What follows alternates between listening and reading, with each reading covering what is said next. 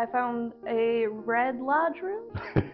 We actually call it the Red Room. Okay. And this is a lodge room in the Grand Rapids Masonic Center. It's one of the 2 lodge rooms that we still have. It's a little bit smaller than the other one that we're going to see.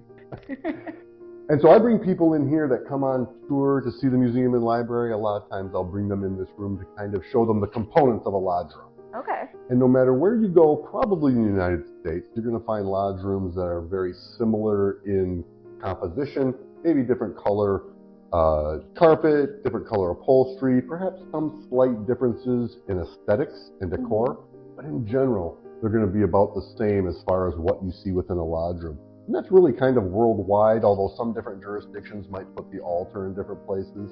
This is the altar that usually goes in the center of lodge rooms. In the Grand Lodge of Michigan, it goes in the center of the lodge room. And this is where the volume of sacred law would be exposed on the altar during our meetings. This is where the brothers take their obligations, basically promises not to harm other brother Freemasons, not to cheat or wrong or defraud them. Real simple stuff. How not to be a jerk. And then the big chairs that we see around the room are where the officers sit. The big chair over here is in the east, and that's where the worshipful master sits. And lodge rooms are supposed to represent King Solomon's temple. So all the directions that are decided, the east, the west, the south, they're supposed to be emblematic of how King Solomon's temple was set up on the side of Mount Moriah when it was built originally. We don't know even what it looked like. Is it always actually east, or is it metaphorically east sometimes? Metaphorically east. This room happens to be east, west, south. But really, it doesn't make a difference which way the room is actually facing. Masonically, that's always going to be the east where that big chair is. Okay. Because really, remember that they're supposed to represent King Solomon's temple. And according to scriptures, King Solomon's temple, King Solomon sat in the east, and the temple ran east to west on the side of Mount Moriah. All right. So regardless of which direction this room is facing, Masonically, that's always going to refer to the east. So if you tell somebody over here to take it to the east, they don't have to check out a compass. They just take it right up to that chair, because that's Masonically the east. Good question, thank you. So this room's kind of nice. It used to be the Eastern Star Lounge. That's why there's windows. Most lodge rooms don't have these big windows. Okay. But this one happens to do that, and when we do hold a meeting, we'll just draw the curtains so that it's not as easily eavesdropped on. Cowens and eavesdroppers. Scaling the walls so they can peek in on your... We're on the 3rd floor, so it's probably kind of hard for people to peek in. But in general, a lodge has to be what we call tiled, which means no non-members can have the ability to see what's happening with the lodge room. It's really just a kind of a tradition that we do, because if you went to a Masonic business meeting, there's nothing spectacular about it. We're doing a lot of housekeeping. We're just taking care of the business of the meeting. And then when we do the special communications, that's when we actually confer the degrees, the entered apprentice, the fellow craft, and the master mason degree. And so those are really kind of exciting because we get to do the actual ritual. Less bureaucratic. Less bureaucratic. More ritualistic, less bureaucratic. And you said that it was called tile? Yeah, when a lodge is tiled. Which is related to the tiler. Yep, the tiler would sit right outside that door during meetings.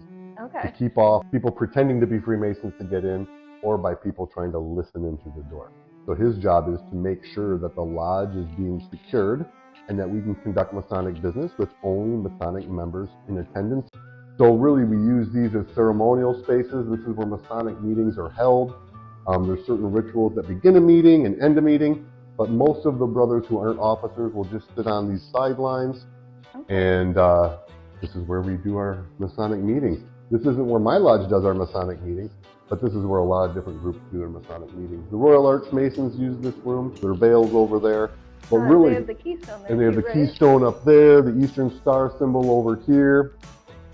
And really, those other organizations that might use this room might have slightly different chair configurations. Like the Eastern Star has certain chair configurations around the altar that's a little bit different than the craft lodges. And then other appendant bodies might have slight differences. But in general, this is the kind of setup for a lodge room you're going to find anywhere you go. And I highly recommend, if you're curious about seeing a lodge room, go to your local lodge and ask them to come in and take a look at it. They'll be happy. I can almost guarantee you they'll be happy to show you around. Did you have any questions? Let's get you talking a little bit. Yeah, a couple. So In our mini lodge discussion that we had before, you talked about how there was always 3 candles around an altar, but there isn't one here. Yes, because this room is used by different appendant bodies Okay. much more often. They're called the 3 burning tapers, the 3 lights or 3 candles. Those are actually, if you look back here, you can't see them in the camera right now, but you see them against the wall back there. So if this was to be used for a craft lodge, those lights would be set out in a triangular configuration around the altar before they could hold lodge. But other than that, basically everything's ready to go for a regular craft lodge meeting. Okay. Except for the lights. And maybe some gavels and a couple of columns. There's little accessories that would be brought out. Okay. So it's a little modular so lots of people can use it. Yeah, it's kind of modular. And that's exactly right. So a number of different appendant bodies can use it. Okay. You'll notice that there's charters up on the walls, and, Yeah. and different organizations can't conduct meetings unless their charter is in that proximity to where they're meeting. So we can go take a look at specific groups that are chartered. You have to be chartered to be recognized or to work officially or legitimately under the Masonic system. So if you're not chartered, you can't hold a meeting. And if you have to move your meeting from one place to another, you got to take your charter with you. That charter's got to be with you when you have a meeting. That's really interesting. It's kind of showing the authority that you have some kind of jurisdictional authority that gives you the right to work legitimately under the Masonic system. Okay. I want to talk more about the pillars. I don't know if you want to do it in here or in the other room, but I think they're really cool.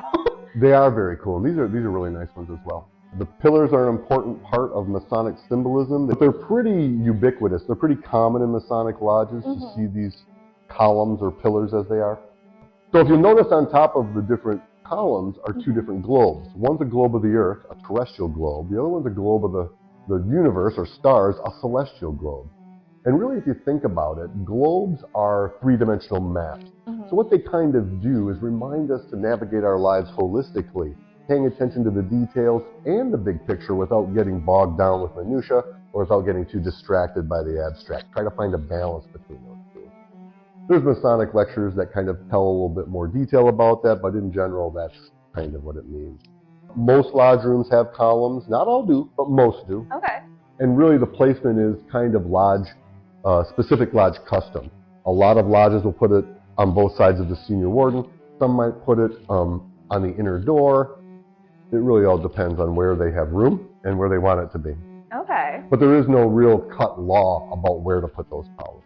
This furniture is really beautiful. It was all made in Grand Rapids, Michigan. It's very ornate. And Grand Rapids used to be known, and I'm not sure if it still is known as Furniture City, but that was like a main industry in Grand Rapids for a long time, was making furniture.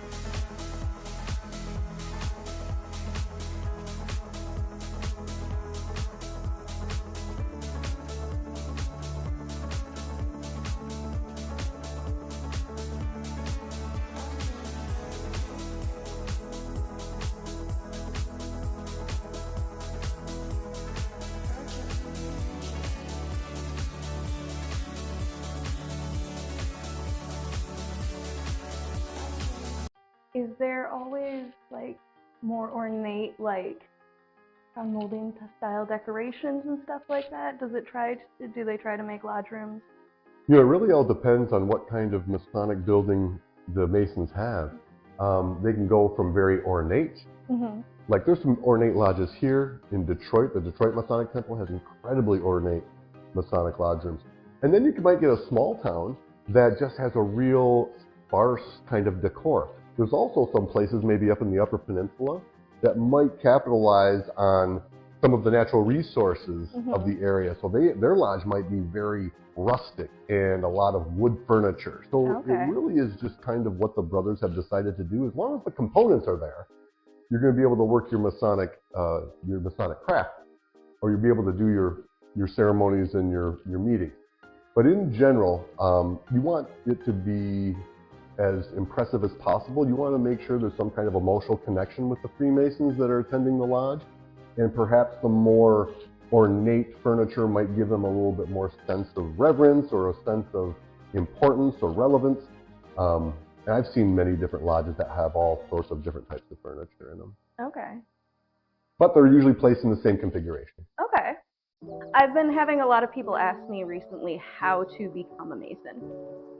Oh, that's good. Let's try to answer that. And it can be a little different from jurisdiction to jurisdiction, but most Grand Lodges in the world aren't able to recruit. They do not invite. Some Grand Lodges, you have to be invited, but most Grand Lodges, especially in the United States and in the Grand Lodge of Michigan, we're not allowed to invite you. Somebody has to come to lodge and want to be a Freemason of their own free will and accord. So find the nearest local lodge in your community and approach those guys and let them know that you're curious about getting more information or curious about joining, and they will help facilitate that for you. There's a whole process about how to do that. They'll probably hook you up with a mentor. They'll probably invite you to some fellowship opportunities, dinner, maybe a get-together of some of the brothers so you can get to know them a little bit better before you petition. Make sure Freemasonry is a good fit for you, and make sure you're a good fit for Freemasonry. If you don't have a lodge that's real obvious in your community, probably the best thing to do is to contact on the internet your geographically situated Grand Lodge. So like if you're a Michigan person that wants to become a Freemason, you would contact the Grand Lodge of Michigan. Just go ahead and Google Grand Lodge of Michigan. There's probably a little tab on there that says to join or to get more information. If you're in a different state or a different country, just Google the Grand Lodge and then fill in the blank. Grand Lodge of Ohio, Grand Lodge of Oklahoma. And usually those Grand Lodges have a lodge locator. And if you let them know where you're living or where is most convenient for you, they can usually provide you with the contact information for the most convenient or the nearest lodge to you. And then you just start communicating, like in the 21st century, probably through emails or phone calls. Yeah. But people still use phones? My daughter doesn't. She makes me text. The Grand Lodge of England has a lookup on their website where you can drop down and select what your country is, and then it will either lead you to the webpage for the official Grand Lodge of your state if they're not as affiliated, or it will have a form that you can fill out to be in contact with the Grand Lodge of your country. Well, that's awesome. It is. I probably should have known that. Thank you. That's why you're here with me. I figured it out because I've had a lot of people in Africa ask me how to become Masons recently. You said that you don't invite people to join. Why?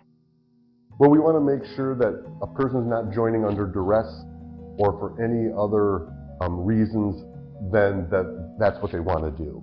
We want to make sure that our members are going to be enthusiastic about participating.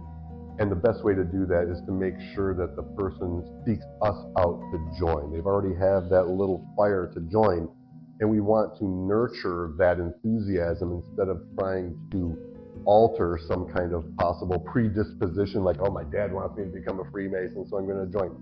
Well, it's a nice thing that your father wants you to become a Freemason, but really it should be your decision. And the best way to join any kind of organization is because you want to. So for us not inviting people, that kind of ensures that that potential member really is motivated to join. Okay. That's something that people have to understand too, that some people live in countries where there's not a real strong Masonic presence, and it might not be available to everybody, that not all countries have Masonic Grand Lodges. Mm-hmm. So there might be opportunities to travel to a different country if it's a smaller country. But in general, if you live in a democratic country, most likely there's a strong Masonic presence. It's interesting because democratic governments usually are very fertile for Masonic organizations because we're kind of based on democracy. We treat each other equally and being on the level. So there might be, unfortunately, you might live in a country that doesn't have a Masonic lodge. But in general, hopefully you do live in a country that has a Masonic presence. And if you do, look up the Grand Lodge of where you are. Now we are in the main lodge room at the Grand Rapids Masonic Center in Grand Rapids, Michigan. It's in that great big building where the museum and library is downstairs on the garden floor where you and I work. Yes. I wouldn't call it work. We have a good time. We do have a good time. This is one of my favorite lodge rooms. Right. That's kind of stupid. There's only two. Well, I think the coolest thing about this lodge room is how large it is. And that's comments that I've gotten as well. I was giving a tour to a gentleman this last weekend who was like, you could fit 3 of my lodge rooms in this room. This is amazing. And he was just very awestruck by it. As you know, this one's it might be twice the size as the red room. Absolutely, across yeah. the hall. There's no real rule on the size of a lodge room. I've seen, it used to be when we met in taverns, the lodge was drawn out on the floor. So it might have been, 10 by 10 feet or something like that. Right. So once we were able to actually build buildings that were specifically for Masonic purposes, then we probably took the opportunity to really pump it up a little bit and make it as impressive as possible. But I think you're going to find any number of different sizes of lodge rooms. As you know, this one's, it might be twice the size as the red room. Absolutely, across yeah. the hall. I also think this is just a weird observation, but the first time I walked in here, I was like, there's not that much space for people to sit. And then I actually went to some initiations in here where there was like families packed in, and there was definitely plenty of room for everyone. And it's just it's deceptively. Well, I think even this size lodge room can probably accommodate 60 to 80 people fairly comfortably. If you need to, we've got folding chairs that we can bring out and keep on the sidelines. As long as the floor itself is pretty clear for us to conduct those Masonic opening and closing rituals and whatever kind of conferral of degree need. Mm-hmm. We have something called floor work, so we need the floor to be open space so we can conduct those rituals properly. The altar, which holds the volume of sacred law, currently we have a Christian Bible, most likely the King James Version. But like I mentioned in previous videos, that some lodges might have multiple books, the Tanakh, the Torah, the Christian Bible, the Quran. It really all depends on what the brothers, or if a specific brother requests a specific volume of sacred law, we can have that put up on the altar as well. But in general, the altar is for the volume of sacred law. During a lodge meeting, the volume of sacred law would be opened on a specific portion of the Bible that usually refers to something about brotherhood. Okay. And it would have to remain open during the whole meeting. And then at the end of the meeting, it's closed ceremonially. And the meeting's done. Who picks what page it's open to? Whose job is that? Just curious. It's got bookmarks in it right now. It's got bookmarks in it. So we have little cheater bookmarks. So the senior deacon is told to attend the altar, and his job is to make sure the lights are turned on in a certain sequence. Okay. And then to open the volume of sacred law on the particular verse that's required under the Grand Lodge of Michigan for our book. Other Grand Lodges might have different areas, but I don't know. And then he's got some little, we'll call them cheat sheets. So he knows specifically where to open that book. And depending on which degree you're conducting your meeting in, is going to depend on where you open the volume of sacred law. And so you'll see on those ribbons, EA, Fellow Craft, Master Mason. What kind of interesting things do people ask you when you give them a tour? Mostly the ceiling. Mostly the ceiling. Okay, what that is, you want to tell me what it is? Stars in the sky in the exact same position that they were in when the cornerstone of this building was placed. Exactly. But that I figured that thing is actually called the clouded canopy or starry decked heaven. That's a Masonic symbol up there. And it basically just reminds us that we're always living under the auspices of deity. Our clouded canopy actually has star patterns in it. And although the study of astronomy is important to Freemasons, actual configurations and constellations don't really have any Masonic symbolism. We promote the study of the liberal sciences, one of those being astronomy. But you mentioned that there are specific constellations that you can see up there, and really what that is symbolic of the age of the building. That has the star patterns up there aren't symbolic in any way to Freemasonry, but very symbolic to the building. And that is what you said before.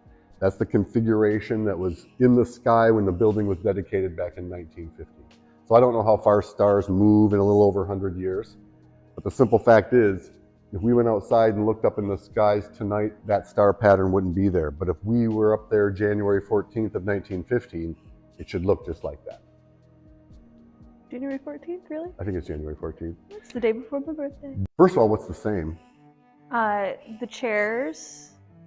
Configuration is the same. It's set up basically the same. Big chair back there. And that's what direction is that Masonically? Masonically, it's in the east. Correct. Geographically, it's in the west, right? It's in the north. North, all right. Well, Masonically, that's the east. Wherever that big chair is, where the worshipful master's sitting, is the east. And again, chaplain, lodge education officer, special guest. Treasurer's desk over there, secretary's desk over there. Senior deacon's going to sit up there to the right of the worshipful master. Then that chair over there is for the marshal. The marshal's usually participating during degree work. He's not always there during business meetings, but basically we use him. And then we can go around. You're going to see the stewards. Junior deacon is over there. We've got the senior warden right there, junior warden over here, and then the Tyler is outside the door. Okay. And I see charters on the wall that you talked about earlier. Any lodge that meets in this room regularly is going to have their charter on that wall, so they don't have to carry it around with them. It's always here. And like I said before, if you have to get special dispensation to meet somewhere else, but part of that dispensation is making sure that you take your physical charter with you. When you're conducting a meeting, that charter has to be visible to show that you're working legitimately under a recognized Grand Lodge system. So what are you standing on right now? This was the mosaic tile, correct? Good try. Mosaic pavement. Mosaic pavement. Oh, so close. So really, this is not just for decor. This is also a Masonic symbol that not all lodges have it. A lot of lodges do. But it is a basic Masonic symbol called the mosaic pavement. And really what I tell people is that think about it as like a Masonic yin and yang. It just reminds us that as we journey through life, you're going to be walking on different colored tiles, sometimes light, sometimes dark, sometimes having a good day, sometimes having a bad day. Just remember that the journey is the important thing and keep on going. Don't get too cocky if you're having a good day because you might be coming up on a dark tile. Don't get too depressed if you're having a bad day because you take another step, you're going to be on a light tile. So that's kind of what the mosaic pavement reminds us is the fluctuating experiences through our journey of life.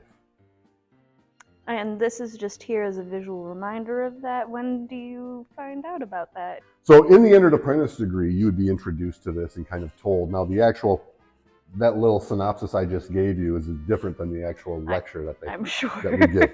All this furniture, this is kind of cool. This furniture was again made in Grand Rapids, but it was brought over from the old Masonic temple that we had just down the street that we had built in 1895. Oh. So that was originally used in that old Masonic temple. And we outgrew that Masonic temple within 20 years and had to build this one in 1915. So they came over with it. And it's been used here ever since. Now I can almost guarantee you they've changed the upholstery. Sure. I certainly hope they have. Because if not, we want to make sure we patent this specific upholstery. Right, it has stood up to time. Stood up to time and Cheeto dust. Right. No. So many Cheetos that you're eating. Oh, the Cheeto dust, you gotta wipe on the upholstery. Now in general, we want to try to take care of stuff as long as possible. So the idea of bringing in food or beverages is discouraged. Right, I mean, which is also why a lot of Masonic temples have large kitchens in them, right? That's and exactly like right. fellowship halls where you eat, separated from where you do this stuff. Because we want to have a place to hang out and have fellowship Right. and eat and enjoy refreshments, but we don't want to do that in the lodge room. The lodge room is designed to kind of maintain a certain reverence about conducting the work of the craft. Yeah. And so if we need to have some food, we excuse ourselves out to the dining room and eat it there. Now, granted, some of these older lodges might not have air conditioning, so occasionally bottles of water might be brought in just for practical purposes.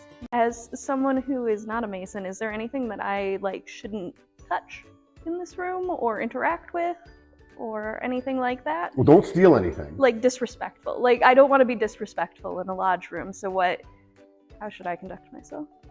Well, that's nice of you to ask. And in general, as long as you're taking care of the furnishings and taking care of the stuff so they last, you're within the boundaries of appropriateness. Okay. However, during meetings, there are certain aspects that we want to make sure that we don't do. For example, here in the Grand Lodge of Michigan, we kind of count this space in between the altar and the Worshipful Master's chair as kind of like a sacred space. Okay. So during a regular meeting or during just normal communications, you don't want to walk across that area. The senior deacon over here needs to deliver a message to the lodge education officer. He's got to go all the way around. So he doesn't cross that. But in general, I think there's nothing really in here that a non-Mason isn't allowed to see or to touch or to appreciate. So that's why I always recommend that if you find a Masonic lodge room or a Masonic temple in your neighborhood or in your area, ask to see it. Go take a look at it. And I think they'll be happy to show you. I notice hanging on the walls are representations of the working tools. Yep, and that's exactly right. And that's a decorative choice of this lodge room. Okay. Not all lodge rooms are going to have these. Our lodge room, with the help of an artist brother from another one of the lodges here, actually did these as kind of a decor accents. Okay. If you're going to put up paintings, what better paintings to put up around a lodge room than of the working tools? Yeah. And so you can look around. We've gone over the working tools before. We've got the trowel over here. We've got the level over here. You can see the gavel and the square in the east. You probably can't see it in the camera right now, but there's a 24-inch gauge plumb over there. All right. I notice also some technological improvements from 1915, like mics hanging down around. You got a Bose sound system. It looks like there's a presentation screen that can drop down. Yeah. So part of Masonic ritual is a lecture portion where we actually give lectures with visual aids. And we used to do those with the magic lanterns. The magic lanterns. Or the master's carpet. Or the master's carpet.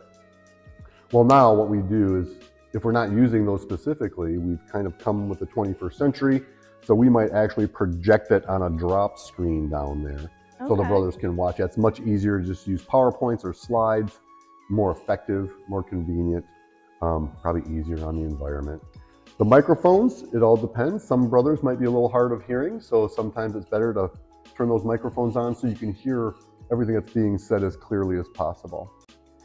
But in general, we still have the old rheostat. That's from 1915, the old dimmer switch. That's like original from... There's some really cool old switches around. That's original from when the building was built. And you might want to get a shot of that when we turn the lights on or off. That big, I don't know what it's called, a circuit or a cylinder that like, boom! Kids love it when I do that. So yeah, the dimmer switch is original from 1915. You know, it's obviously been repaired and maintained. This actually used to be the old Eastern Star Lodge room. It was just for the Eastern Star, but a few years back, all of the organizations within the building started using this space. So mainly it's for craft Freemasonry, but the Eastern Star still use it. They'll configure the chairs up a little bit different.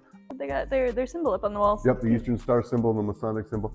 So this is the lodge room that almost all the appendant bodies and the organizations, there's actually 3 craft lodges that still use this room regularly. 2 of those are out of the Grand Lodge of Michigan, and the other one is the Prince Hall Grand Lodge of Michigan. So yeah, the 3 lodges that meet here, the Prince Hall Lodge is North Star number 5, and then the 2 Grand Lodge of Michigan lodges are Grand Rapids 34, my lodge, and then Doric Lodge number 342, spelled D-O-R-I-C, which is a kind of a architectural column style. Yeah. This room also has a piano, and is that an organ? Yes, both are accurate. Music is an important part of Masonic ritual if you have the availability. So like, I know the brothers in Ann Arbor have a bagpipe player as their musician. Our musician is an organ player. I think the Eastern Star musician prefers a piano. So those are here to accompany certain aspects of ritual, whether it be just floor work or whether it be to play some kind of introductional piece. There's a lot of Masonic-friendly music out there, if not specifically designed by Freemasons. I'm not sure if everybody knows that Mozart was a Freemason. He actually wrote an opera called The Magic Flute, which was really designed around his Masonic experiences and has a lot of Masonic symbolism within it. That's fascinating. So, it is fascinating. We should do a TikTok about that. Oh yeah, you want to? Yeah. I have to do some studying about the Magic Flute. Although I did see it not too long ago. The Grand Rapids Opera did it within the last year too. That's neat. Yeah, it's very cool. And their staging had a lot of Masonic stuff. A lot of the characters were wearing square and compasses. Okay. It's not that specifically Masonic, but there's Masonic influences in it. American flag? Is that in every lodge? Well, technically. Well, not every lodge. It would probably just be the American ones, but. Right. Yep, we have an American flag. It's important for us to follow the laws of our country, and there's a certain sense of patriotism within being a human being. Okay. And so we want to make sure that we are, because we are an American lodge, we have an American flag. And there would actually, part of the opening and closing of a lodge is bringing the flag out and setting it over here. So the flag is usually here during a Masonic meeting. Okay. Because there's actually a part of the ceremony where the senior deacon brings it out and puts it up. I see a pile of aprons on the table right as you enter. Yeah, so there's not a meeting going on right now. Right. So we don't have to be dressed accordingly. However, when a meeting is being conducted, whether it's a degree or just a business meeting, all the members have to be wearing aprons. And that's a requirement. And they have to be wearing aprons during the entirety of the meeting. So we have a stack of aprons out there just for brothers who might not have their own apron or are coming to lodge right after work. Right, And they forgot just need it to at put home. something on. But that's really the only, I shouldn't say the only required. A lot of lodges, the guys will dress in different ways depending on the custom of the lodge. Most lodges will have some kind of stepping it up a bit from your daily wear. Some lodges might meet entirely in tuxedos, and some lodges might not care or might have a special night where you're just wearing bib overalls or Hawaiian shirts. It all depends on lodge custom and what's required. But every single one of those, always, all brothers have to be wearing aprons. Around by a bunch of the chairs, there's little stands. What are those for? Yep, those stands are to hold staffs. Okay. So the stewards, the senior deacon, the junior deacon, as part of their ceremony regalia, they actually have like a staff, and it usually has the symbol of their office on top. Okay. And so during the ceremonies, it's required to carry those staffs with them as kind of assisting in the reverence or the processional aspect of it. The stewards, who kind of walk around with the new candidates, the staffs are kind of emblematic of protecting that candidate against any harm or threat. So they can have different symbolic meanings. I'd have to maybe look into that a little bit. But that's to hold them, because they don't always... They don't want to hold them through the whole thing. They don't want to hold them through the whole thing. So when they're sitting in the chair, they can set their staff in that staff holder. Okay. And then when they get up to do their job, they take their staff with them.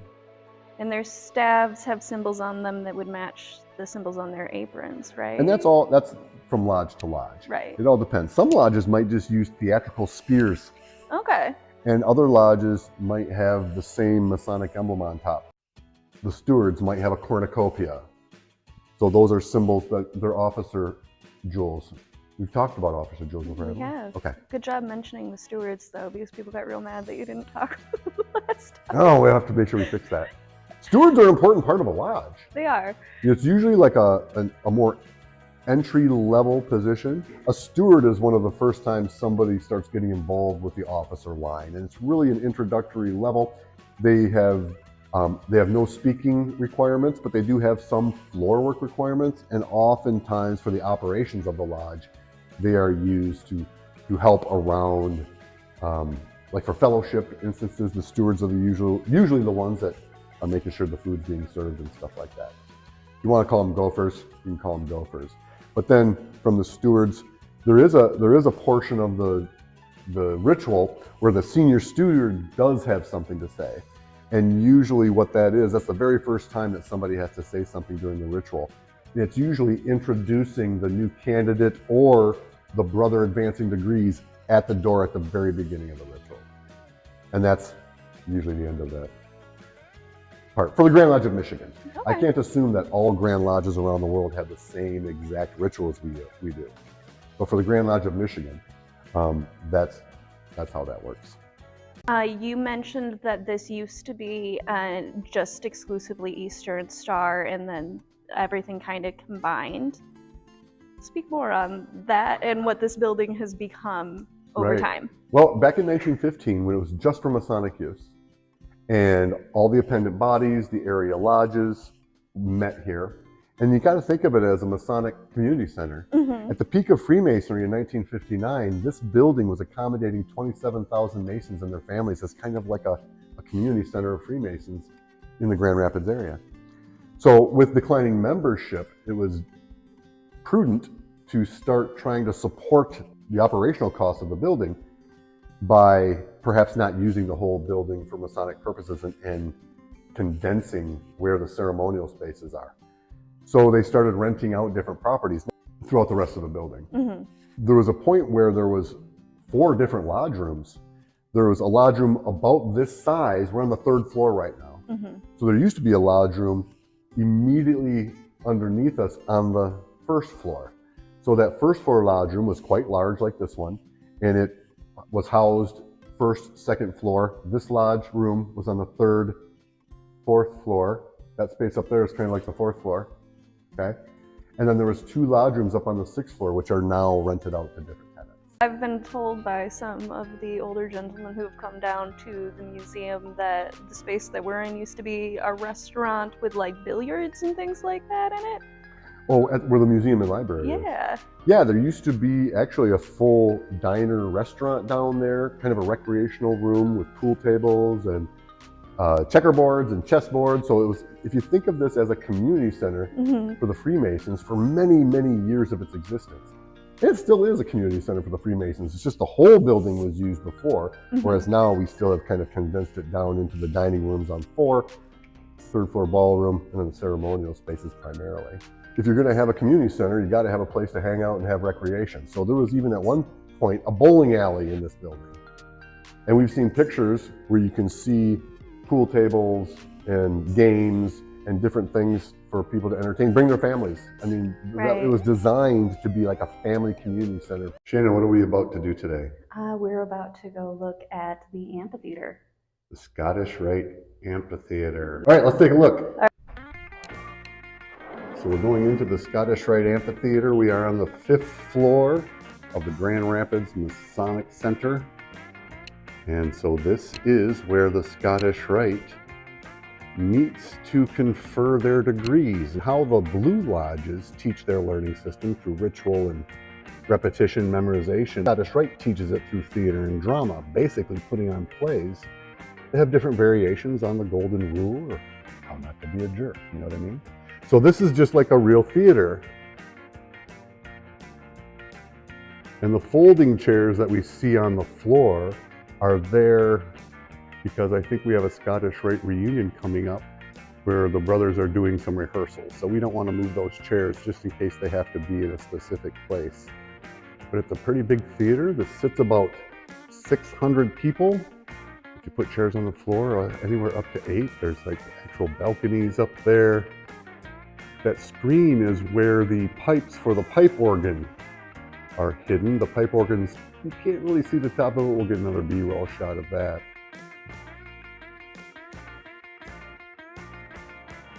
But it's pretty big. Shannon, what do you got? We just got some mail that came from Turkey, it looks like. Doing an unboxing. It looks like there's 3 different ritual books. From the Grand Lodge of Turkey. From the Grand Lodge of Turkey. A month or so ago, we had a couple of brothers stop into the museum from the Grand Lodge of Turkey. They said they were going to send these items to us from their Grand Lodge in Turkey. What else we got in there? We have, it looks like some pins. Let me get in close on that and take a look. Yeah. And then something Turkish Lodge pins. And we have something that has tassels on it that is in cardboard. Should have had scissors. All right. You want to borrow my jackknife? I got it. Oh, that is awesome. That is very, what is it? This appears to be some kind of lodge banner, probably for a specific lodge. It's the same symbol that's on all of these pins too. It's actually from Izmir. So Izmir, I apologize if I'm mispronouncing that.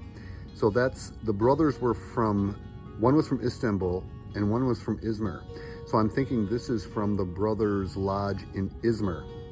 Thanks, brothers. We love getting this stuff. We're going to add this to our international section. Woo! All right.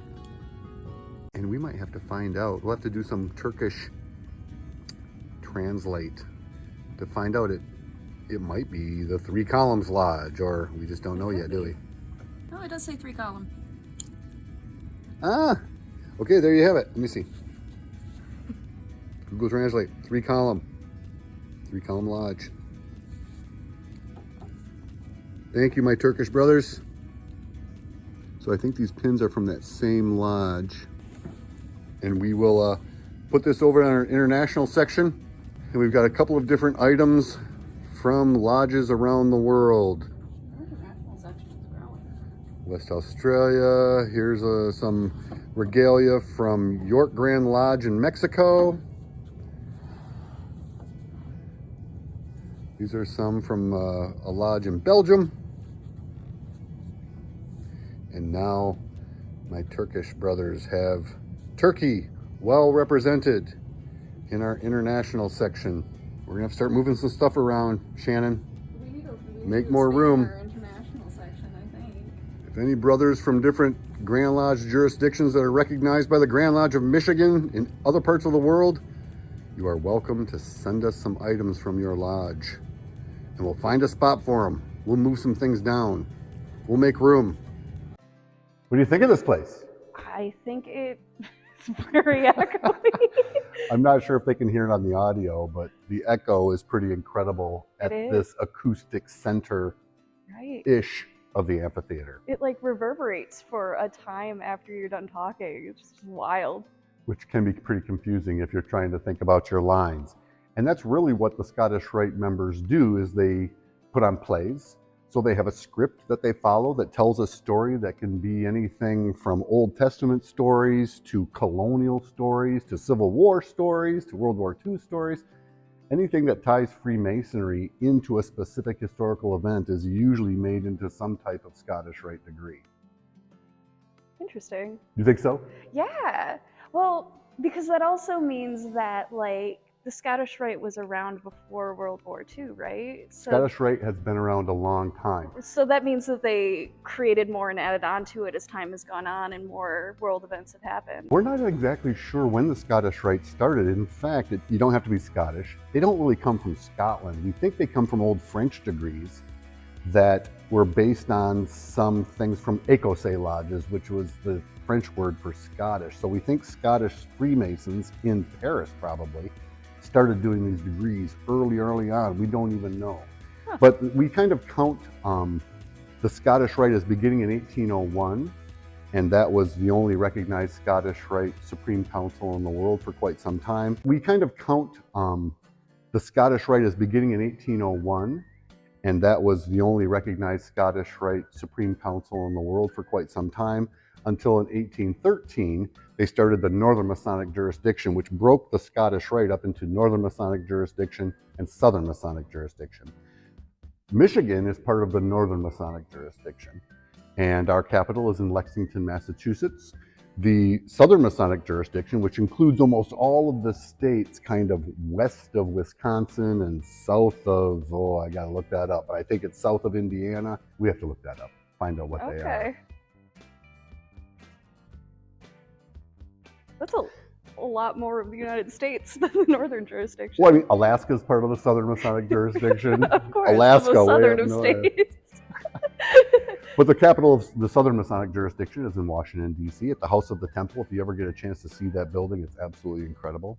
We kind of count the Scottish Rite as beginning in 1801, and that was the only recognized Scottish Rite Supreme Council in the world for quite some time, until in 1813, they started the Northern Masonic jurisdiction, which broke the Scottish Rite up into Northern Masonic jurisdiction and Southern Masonic jurisdiction. Michigan is part of the Northern Masonic jurisdiction, and our capital is in Lexington, Massachusetts. The Southern Masonic jurisdiction, which includes almost all of the states kind of west of Wisconsin and south of, I gotta look that up, but I think it's south of Indiana. We have to look that up, find out what they are. That's a lot more of the United States than the northern jurisdiction. Well, I mean, Alaska is part of the Southern Masonic jurisdiction. Of course, Alaska, the most southern of states. But the capital of the Southern Masonic jurisdiction is in Washington, D.C. at the House of the Temple. If you ever get a chance to see that building, it's absolutely incredible.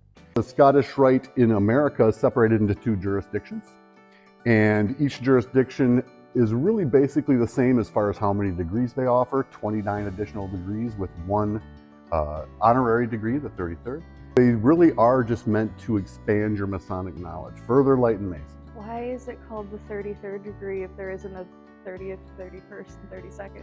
There are. Okay. The Scottish Rite, actually, the Scottish Rite starts at degree 4. Okay. So the blue lodges or craft lodges confer the entered apprentice, fellow craft, and master mason. Now, technically, the Scottish Rite can confer those too, as long as there's not a recognized Grand Lodge within their area. The Scottish Rite can confer those first 3 degrees. But recognized Scottish Rite always has a recognized Grand Lodge, which takes care of those first 3 degrees, the entered apprentice, the fellow craft, and the master mason. Then the Scottish Rite starts with the 4th degree and goes up to the 32nd degree. That makes sense. And then they have the 33rd degree for honorary. Okay. Scottish Rite is one of the appendant bodies of Freemasonry, where a master mason, once he becomes a full member in a craft lodge, can then join the Scottish Rite. And usually each state has a number of different valleys. Michigan is a little bit different than that. Michigan, the whole state of Michigan is one valley. A valley is kind of like a lodge. It used to be not too long ago that Michigan had 5 different valleys: Valley of Grand Rapids, Valley of Detroit, Valley of Bay City, Valley of Traverse City, and Valley of Marquette. And now they're split up into regions under one valley called the Valley of Michigan, which is kind of unique to both jurisdictions. I think Michigan is the only one that does that at this time. You said the valley is like a lodge, right? Yeah, the valleys are what run themselves. They are usually autonomous organizations within the jurisdiction. So it's kind of like a lodge, but on a larger geographic scale. So you might have 3 or 4 lodges within a town or a city, but you're probably only going to have one valley for a whole geographic area that might cover a quarter of a state, depending on the states. I mean, some small states have a lot of valleys. Some large states have very few valleys. So there's a little bit, but if you think of a valley, just think of the smallest local unit a Scottish Rite member joins in order to become a Scottish Rite member. And they take, just like lodges, they take care of all of the governance, the administration, the conferral of degrees, and membership is specific to that valley. Okay. Brothers, when they come in and do degrees, which are basically plays, they'll dress up in full costume. As you see here, they have backdrops they use for their theatrical performances. And the degrees might go anywhere from 15 minutes to an hour and a half, depending on what they're trying to convey. And there's a whole script that the brothers would learn, just like a play, just like a theatrical performance. And then the brothers that are either becoming Scottish Rite members or are just enjoying the reunion for what they can see and what they can learn will be sitting on the sidelines while the performing brothers are usually here on the floor or sometimes back by the backdrops, depending. Because some of the degrees might have something to do with a royal court or something to that nature. Where you need a lot of extras. You need a lot of extras. All right. The king might be sitting back there in a throne, and we have props and all sorts of stuff that we use. Full props, full costumes, it's pretty impressive. Brothers, when they come in and do degrees, which are basically plays, they'll dress up in full costume. As you see here, they have backdrops they use for their theatrical performances. And the degrees might go anywhere from 15 minutes to an hour and a half, depending on what they're trying to convey.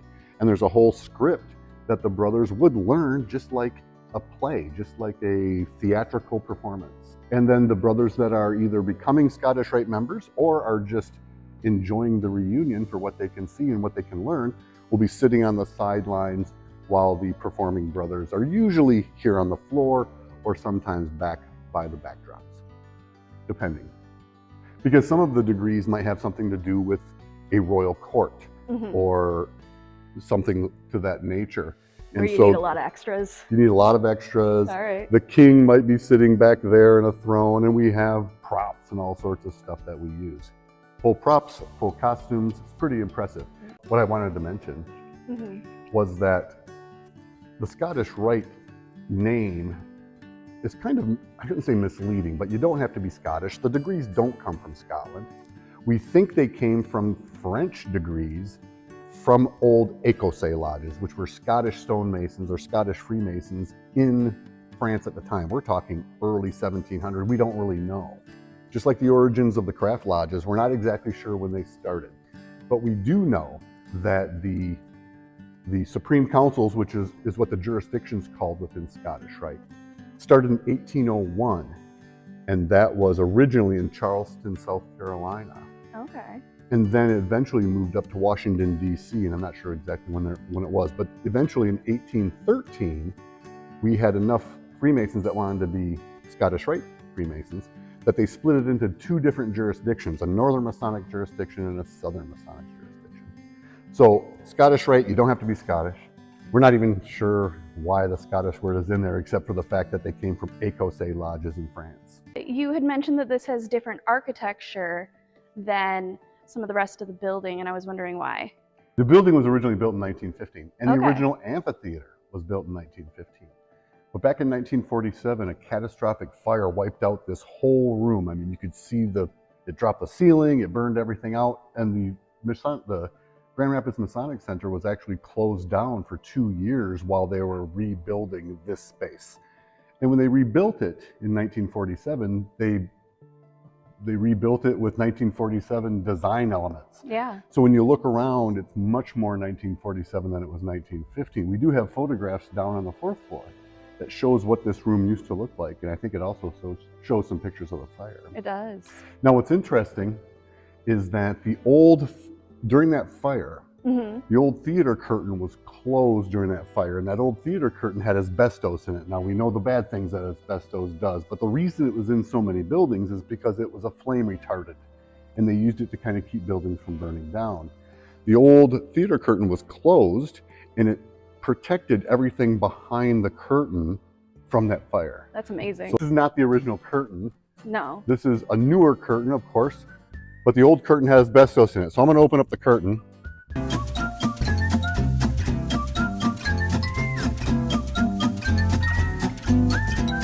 Basically back here is original from 1915. Now these are obviously newer pieces of furniture. Right. They're used as props for some of those degrees.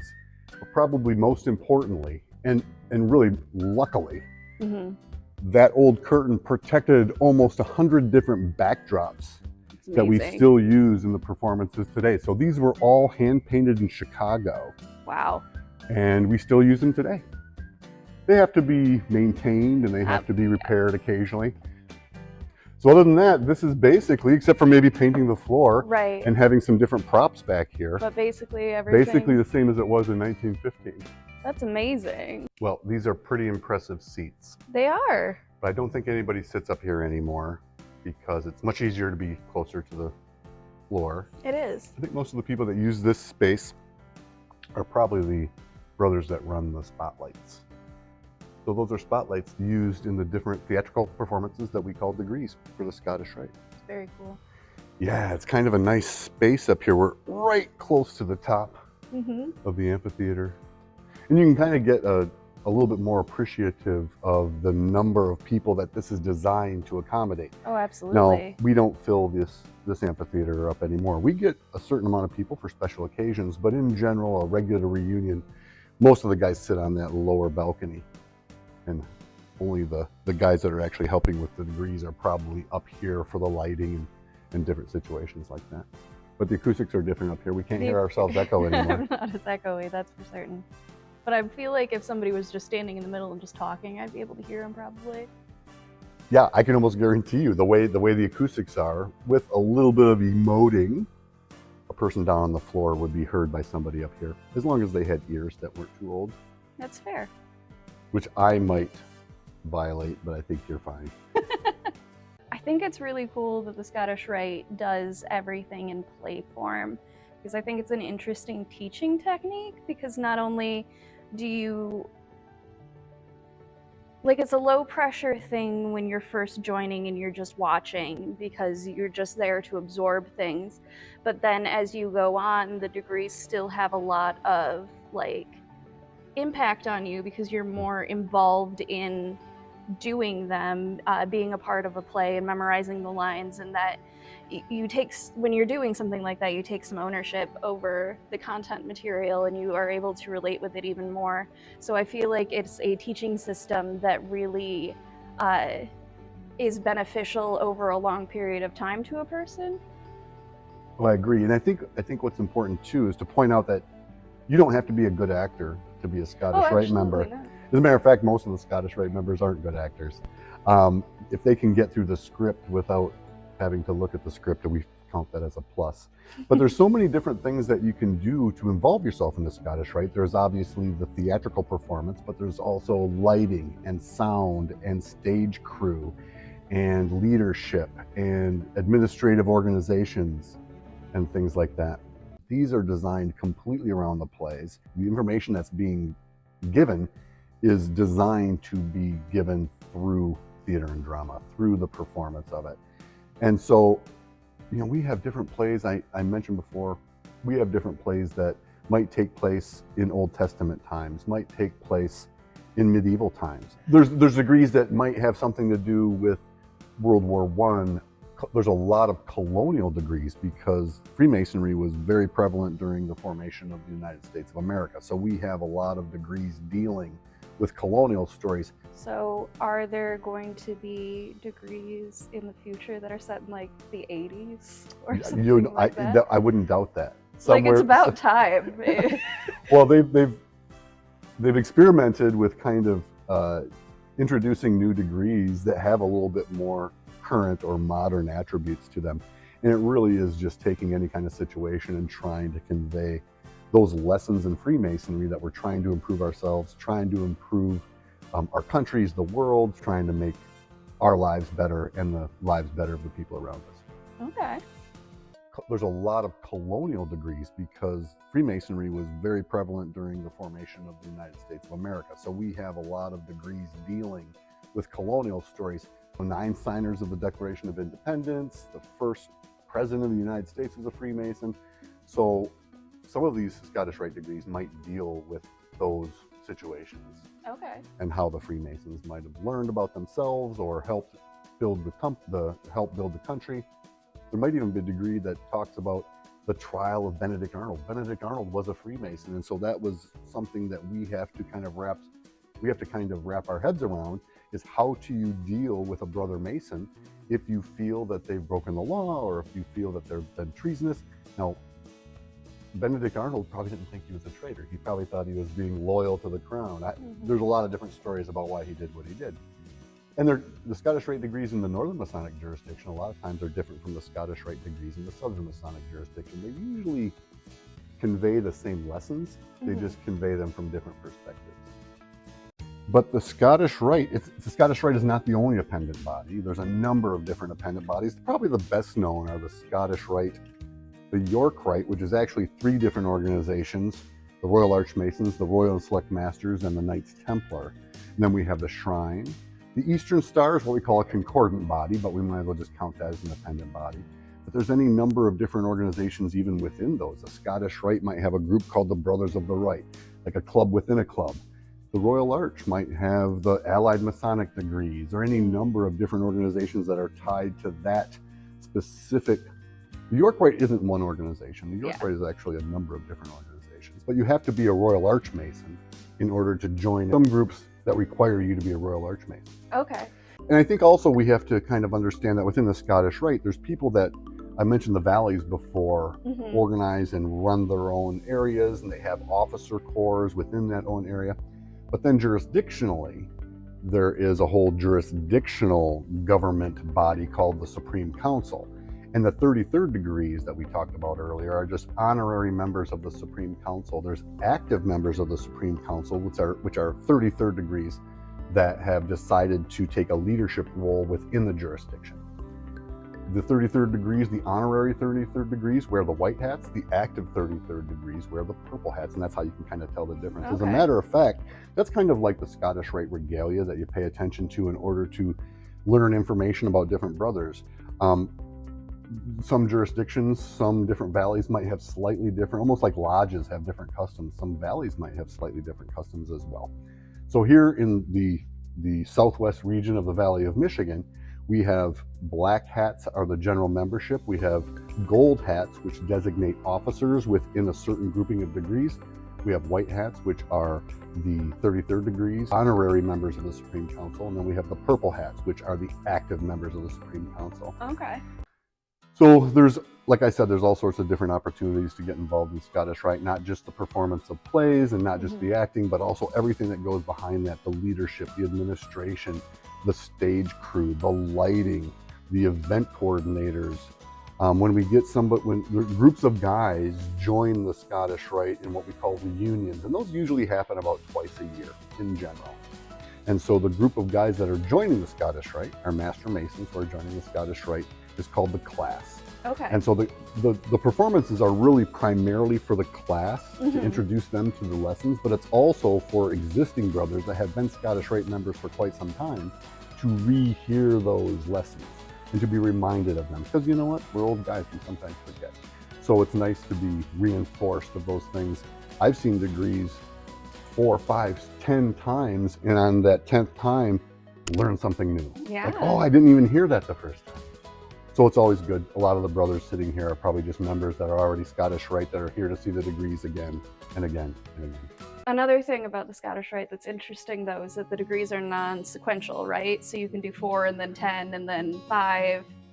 So once you become a 4th degree Scottish Rite Mason, that's when you become a Scottish Rite Mason. But you might jump ahead and then see the 14th. So now you're a 14th degree Mason, even though you haven't seen those middle ones yet. The 29 additional degrees, logistically, it's hard to show them within the time allowed for a reunion. So they try to focus on prime landmark degrees during those reunions.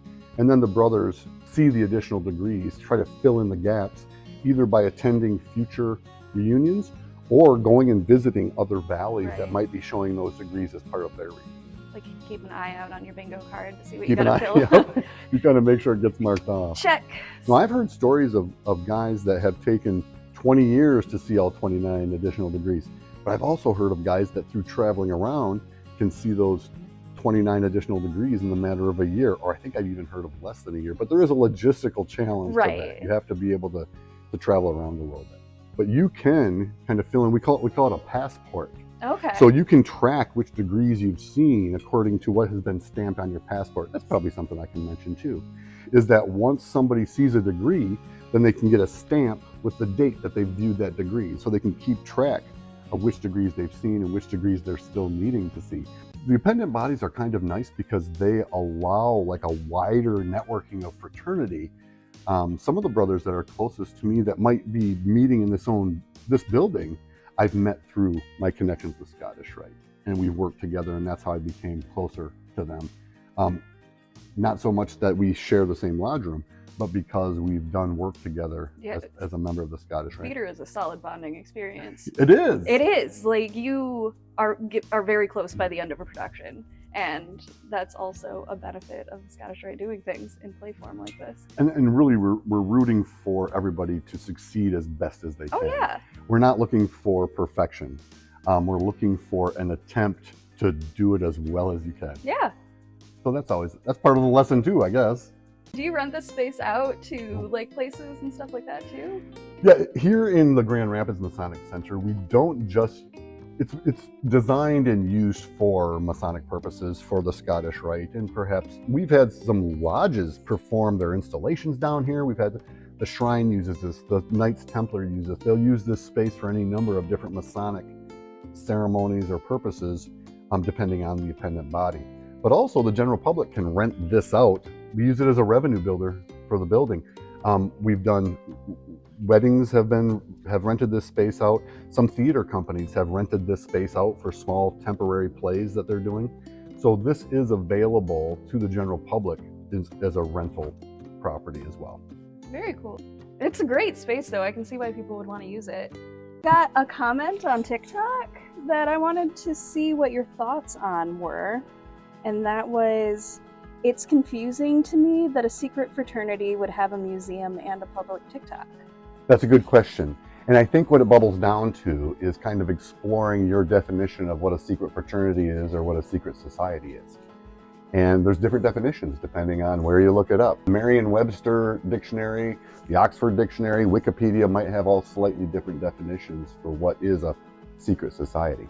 Now, we can say that we were a secret society prior to 1717, and most Freemasons will say we're not a secret society, but a society with secrets. And I'm not even sure if that's completely accurate, because just everything we do within a Masonic lodge has been exposed for hundreds of years. So we really don't have any secrets anymore. We have a public library full We have a of public books. library full of it. People have been writing, there's thousands of books on Freemasonry that people have been writing about. So the idea that we have information that we promise not to share with non-members can be defined as secret, I guess, to some extent. And those secrets were the methods and modes of recognition. Methods right? of recognition, the grips, the words, and the body postures or salutes that we use in our ceremonies. So Wikipedia says a secret society is an organization about which the activities, events, inner functioning, or membership are concealed. The society may or may not attempt to conceal its existence. Okay. That last part, we don't try to conceal our existence. We have, especially in the United States, buildings with great big Masonic emblems on it. Most Masonic brothers in the United States wear rings or t-shirts or hats that have a Masonic emblem on it. When you go into towns that have Masonic presence, there's a sign going into town a lot of the times. Right on the front of the highway. As far as our activities, I don't think we conceal our activities. A lot of those have to do with charitable giving and community involvement, so I don't think we conceal those at all. As a matter of fact, I think we promote them along with events. Now, the inner functionings, I don't think we necessarily keep those secret. We talk about what those might be. We don't talk about specific details of what those are, but we don't hide the fact that we have rituals and ceremonies that we have within the lodge, and you and I talk about it a lot. And our membership as being concealed, we kind of leave that up to specific brothers whether to announce that involvement or not. And for those people doing genealogical searches, it's very common for Grand Lodge archives to freely give information on deceased members because there is no real protected information on that. Now, they'll probably have a form that you have to fill out, and so we can actually verify whether a deceased relative or ancestor or somebody you're researching was actually a member of a lodge, and we can usually give pretty good details on that. Mm-hmm. Shannon, we're sitting here in the reading area of the Michigan Masonic Museum and Library. We are, and we have this beautiful piece of Masonic folk art in front of us. Yeah, Masonic folk art's kind of a neat thing to talk about. It's very prevalent. It sometimes is observed by people that might apply different meanings to it, but the bottom line is Freemasons are usually proud of their affiliation, mm-hmm. so they kind of jump at the chance to take any opportunity to put on Masonic emblems on whatever it is, gravestones, tables. This is a beautiful table that was made back in the 1950s, but it's a wonderful piece of Masonic folk art. You're going to see a lot of Masonic folk art around, whether it be, we have a cribbage board here mm-hmm. in the museum and library. We have a butterfly wing tray with the square and compasses on it. You might find people that put the square and compasses on a blanket or on a chair. This is part of the folk art. We got that cool crazy quilt. We got the cool crazy quilt. It's basically an old Victorian type of quilt where they use little pieces or swatches of different kind of fabrics. And the crazy quilt we have, people, whoever made it actually used some of the old Knights Templar commandery enclave ribbons. Mm-hmm. And so there's different Masonic things within it. I'm not sure if it's specifically Masonic. I think the people just probably tried to grab every piece of fabric they could, and somebody in their family was probably a Freemason or a Knights Templar, and they grabbed these ribbons out of it. This is a beautiful table that was made back in the 1950s. A gentleman bought this table at an estate sale over by Ann Arbor, and not a Freemason, and didn't know a lot about it, was kind enough to let us keep it here at the museum. Mm-hmm. But it really is an incredible piece, very ornate.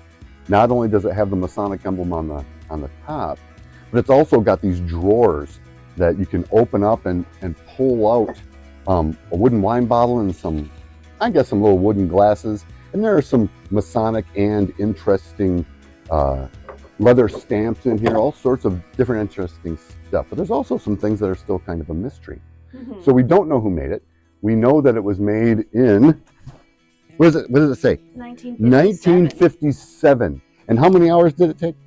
1,151 hours. That's a lot of time. And who made it? Some guy named Joe. Yep. It doesn't say some guy named Joe. It says Joe, and then the rest of it is damaged. So unfortunately, we can't figure out who that is. And because of the, I think what is water damage on the varnish, the original varnish, we're probably never going to be able to. But it's a wonderful piece of Masonic folk art. Talking more about this table, there's some symbols on it that we don't quite recognize. These symbols inside the stars, mostly, and how we're not entirely certain what those were supposed to be. There were some people in my crowdsourcing that suggested that it might be some Oddfellows symbols. I wanted to talk about whether this is an example of what we've talked about before and something that looks like Freemasonry and is not, or is it something that is actually like Masonic folk art? Yeah, well, I would give it credit for being Masonic folk art simply because it's got the square and compasses and G on it. I think Okay. for me, that's enough to make it Masonic folk art.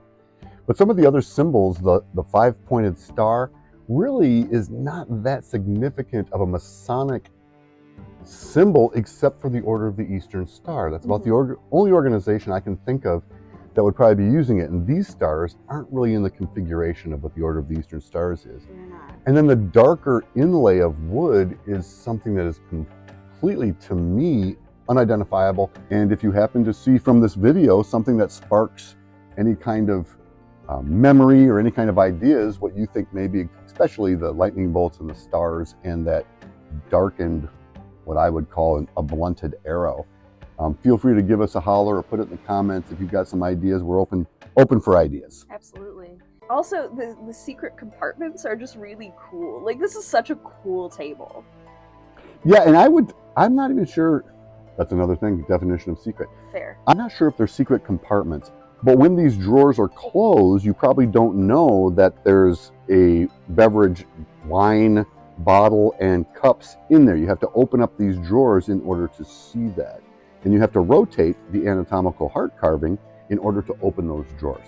We've gone over this thing with a fine-tooth comb, and there aren't any other secret compartments on here. We tried. I would say I'm disappointed. Yeah. I looked all over this thing for like a button or something I can push. It's basically a coffee table that you can also serve wine or Kool-Aid or some other beverage. I don't think they were made to use. Right. Who's going to drink anything out of a wood bottle? Especially since the bottle isn't sealed on the inside. It's not sealed. I think these are decorative. I think it's kind of a cool thing. Another drawer like this is on the other side as well. So there's actually a total of 2 bottles and 12 cups. It's, like, there's so much work that went into it. 1,157 hours. I understand that, but Well, regardless, it's a really cool piece of Masonic folk art. And if you're interested in seeing it, stop by the Michigan Masonic Museum and Library and take a look at it up close and see if you can come up with any ideas and see if you can find the secret compartment I haven't been able to find. We see a lot of Masonic emblems popping up here and there, gravestones, Masonic buildings. Some people will even see Masonic emblems in the city plans of certain cities. For example, probably the best known is Washington, D.C. Washington, D.C. gets the credit of having Masonic emblems within it. The simple truth is there's no real proof or evidence that those are truly Masonic emblems in there. In any kind of grid system of a city plan, you're going to find squares and triangles, and just naturally you're going to be able to draw some Masonic emblems in there because the square and compasses is related to that. Some people say that L'Enfant, the initial designer or the person that laid out the plan for Washington, D.C., was a Freemason. Now, there's not a lot of evidence that shows that he was a Freemason. There is some evidence that shows that he might have received the Entered Apprentice degree, but there's no evidence showing that he ever got any of the other degrees. And anybody else that had anything to do with the planning of the city, whether it be George Washington, who asked L'Enfant to design it, he was a Freemason, but there's no proof that George Washington had any input on that. Thomas Jefferson was not a Freemason, and Thomas Jefferson had some opportunities to do that as well. Andrew Ellicott was a person that had his hands on doing the Washington, D.C. design, was not a Freemason. There's no proof that he was a Freemason. So it might be an example of wishful thinking that there's Masonic emblems within the street plans of Washington, D.C. Those might be a little bit more romanticized than even some Freemasons would like to believe. I tell you what, that doesn't mean that all cities are completely free of Masonic symbolism, because there's pretty good evidence that the initial street plans for Sandusky, Ohio, were specifically set up in a Masonic square and compasses configuration. The original designer of Sandusky, Ohio, was a Freemason, Hector Kilburn. So I think it's pretty well known that he actually intentionally set up the streets of Sandusky, Ohio to be in the shape of a square and compasses. So that could be an example of a city that is, and there's pretty good evidence that was set up with Masonic symbols within it. And feel free to look it up on the internet. There's a lot of examples of original designs or original sketches, you see pretty clearly that there's a square and compasses within the street design of Sandusky, Ohio. Washington, D.C., not so much. Okay. I've had people come in here and ask me about that before, and I try to equate it with like when somebody's just really jazzed about being part of something, whether it's like being a fan of like a team or really into like a certain group that they're in, and like they just want to put in the little Easter eggs for the people who are in the know to find, and like they're just really excited to like share this thing that they're excited about, and that's more likely why it's been included into things more so than any sort of conspiracy or something like that, or secret message, as much as just like a nod. I completely agree with you. I think members are usually very proud of their affiliation and they want people to know. So they put it on whatever they're building, whatever they're wearing. I think that's just more showing off. Yeah. Hey, I'm a Freemason. Shannon, we are standing in a part of the museum and library. Mm-hmm. Why? I believe that we were going to talk about this organization. Demolay.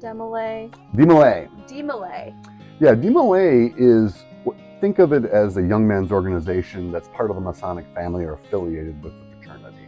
It was started by Frank S. Land back in 1919. He was an interesting guy. He's right over There's a there. picture of him right there. They call him Dad Land. So in 1919, he formed the Demolay with Louis Lower, the first Demolay member, and they became very popular. They started chartering a number of different chapters around the United States to what we have now is Demolay International. And you don't have to have any kind of Masonic connection. Your dad doesn't have to be a Freemason. Your uncle, your grandfather doesn't have to be a Freemason. But it's really designed around the same characteristics of Freemasonry, focusing on building character, focusing on respect for your community and respect for others. Demolay is named after the last Grand Master of the real historical Knights Templar, Jacques Demolay. Okay. So they're really kind of tying their lessons around like medieval chivalric character building. Okay. And they still exist. And this is the display for that. Frank was an interesting guy. He was born in 1890 in Kansas City, Missouri. Okay. And shortly after that moved to St. Louis and spent most of his younger childhood in St. Louis, but really impressed a lot of folks with his organizational skills, even at a very young age. He started a Bible study, he ran it, he organized it, had all the kids coming downstairs in the basement for a Bible study at a congregational church in St. Louis, and basically no parents allowed. He was handling the whole thing. So he was kind of like a natural organizer. And when they moved back to Kansas City at the age when he was 12, they thought that his brain needed some responsible things to do, so his family bought a restaurant. At the age of 16, 17, he was basically running the restaurant and catering to all of the different horse carriages, the employees that ran the horse trolleys. He was right downtown Kansas City. All you could eat for a quarter. Can't beat that. I'm looking for a restaurant like that. Right. So what's interesting is that while he was working at the restaurant, he also enrolled in the Kansas City Art Institute and became a part-time artist for the Kansas City Star, a newspaper there. And also while he was there, he organized over 300 art students into doing this city beautification program. So he was, even as a very young man, was big into organization. Okay. Well, his grandfather was a Freemason, and when he turned 21, which was at the time the youngest you could be to be a Freemason, his grandmother, for a birthday gift, gave him a petition to the local lodge and paid his entry fee, his degree fees. All right. Which I'm not sure. It might be a little bit of influence there if your grandma wants you to join the fraternity. So he joined and ended up realizing that he really enjoyed it. He was made a Mason in Ivanhoe 446 in Kansas City, Missouri. And within a year, he joined almost all of the other appendant bodies, the York Rite, the Scottish Rite, the Shrine. So he really took a big bite of Freemasonry. He sure really did. enjoyed it. So as the restaurant was going, he ended up taking sole ownership at the age of 18. He became the sole owner of that restaurant. And then by the time he was 22 or so, he decided to sell the restaurant and start working for a Masonic organization, the whole, like full-time. Okay. And so he was full-time executive secretary for the Masonic Relief Committee that was meeting out of the Scottish Rite Temple there in Kansas City. One of his Ivanhoe brothers was a fellow craft who died unexpectedly. And he was asked to perhaps help one of his sons get a part-time job because they were struggling for money. The son's name was Lewis Lower. Okay. And so he got Lewis Lower a part-time job at the Scottish Rite Temple, and very quickly became very impressed with this young man's character and the kind of guys he was hanging around with. So he asked Lewis if he was interested in forming a club. You have to remember that Frank S. Land is still not even 30 years old yet. He's doing all this at a very young age. So he decides to ask Lewis if he wants to get some of his high school buddies together and have a club. And they get together and form a club in March of 1919. And really it's just a social club to have social events, social activities. They had a baseball team that was a really good baseball team, like some kind of like youth city league. Yeah. And after that, they figured that they would tie it a little bit more to Masonry in regards of giving that club something a little bit more impressive to bond themselves. And so they wrote a ritual. It's not a Masonic ritual. It's a ritual specifically for the Order of the Demolay. They started chartering a number of different chapters around the United States to what we have now is Demolay International. And this is the display for that. And that's a picture of Frank Land. Dad Land, who started it all back in 1919 at the ripe old age of 29. Wow. What's interesting is that we talk sometimes about the 14 presidents who have been Freemasons. 14 out of 46 presidents have been Freemasons. Now, one of those not on the list is Bill Clinton. Okay. Bill Clinton was not a Freemason, but he was a member of Demolay. All right. So he's got a Masonic connection there, but he never became a Freemason. And some Demolay members might go on to become Freemasons because they've been introduced and met a lot of Freemasons, so that might be the natural expression of what he wants to do to get involved with community. But that's not a necessity. A lot of Demolay members don't become Freemasons, but it is what we call part of the Masonic family. Okay. Any questions on the Demolay? Are they basically just like Masonic Boy Scouts? If you want to look at it that way, you can think of it that way. Okay. It's a young man's organization that's part of what we call the Masonic family, or affiliated with the fraternity in some way. Basically, I think in the day you used to have some kind of relationship with a Freemason to be a member, but now that's no longer the case. Okay. But yeah, if you want to think of it as a Masonic Boy Scouts, sure. Even though the Boy Scouts of themselves have some pretty close ties to Freemasonry. But we have a number of different young people's organizations for both boys and girls. Oh. So this is the one that we have for the boys. Okay. So is the whole purpose of Demolay to have, like, just get together as baseball teams and, like, have social events and things like that? Well, to some Demolay members, that might be the whole purpose. Okay. But really, the Demolay is designed to help build strong young men's character and to give them a strong mentorship, a connection with, hopefully, folks that will teach them how to be good members of the community, be good people. And that's really, it's more about the mentorship with the leaders or with the adult leaders within the Demolay, is to offer mentorship. Or the older Demolay members help mentoring the younger Demolay members with the complete intention of self-improvement, improving your character, involvement with the community, any number of different reasons. But that's the real reason for it. It just happens that some of the social events might be a little bit more interesting to some of the members, but you don't want to forget that those are all part of building character, how to interact with other people, how to interact in social circumstances. So those are all things that are given to the members whenever they can do it. Okay. Merriam-Webster, any various oath-bound societies often devoted to brotherhood, moral discipline, and mutual assistance. I think we're real close to that, although there might be some discussion or argument whether we are oath-based or not. We do take obligations, and some people might see those as synonymous with oaths. Mm-hmm. Other people might say, no, there's a difference. But I think we come pretty close to that definition from Merriam-Webster. It doesn't exclude people talking about it or like having museums or libraries or having discussions about it, like that definition, because it doesn't touch on like the secret part of it, I suppose. And I tell you, as perhaps with the exception of the oath-bound society part, the devoted to brotherhood, the moral discipline, and mutual assistance is spot on for Freemasonry. I mean, that's a very important thing that we do. So, for Merriam-Webster, I would say yes, we do meet the definition of a secret society. Cambridge Dictionary says any organization that does not allow people who are not members to find out about its activities and customs. I have a slight problem with this because, as we talked about before, we're very open about our activities and customs. And I'm not sure if we would meet the secret society definition under the Cambridge Dictionary under those specific words. I was hoping that we could do another talk about a famous Mason. Well, he's famous to me. Okay. I'm not sure how famous he is to the world. I doubt he's very famous to the world. Notable would be a better term. I think he's a very notable Michigan Freemason, past Grand Master. I would actually think that when I talk about the list of Freemasons who have been presidents, 14 out of our 46 presidents have been Freemasons. Mm-hmm. And I would argue that this guy would have made the list as president if certain things hadn't happened in his life. Oh. I guess that could be true for everybody. In a way, yeah. In a way. So today we're going to talk about Horace S. Roberts.